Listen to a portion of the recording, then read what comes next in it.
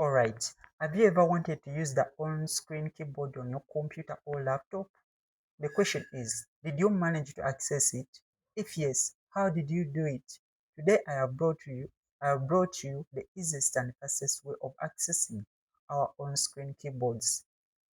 Let us go on our keyboards and we type in this or we press this. Let us press Windows plus Control, then O. We can see that the on-screen keyboard is readily displayed on our monitor or the laptop screen. Now, in case one of those buttons is not working or one of those keys is not functioning, we can also go, let us first call that, let us go to this search bar. We can click there, then we type in on screen keyboard.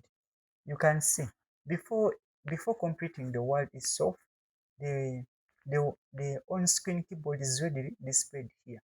You can just click on it and the on-screen keyboard will be displayed on our monitor or on our screen, on our laptop screen, and you are free now to use it.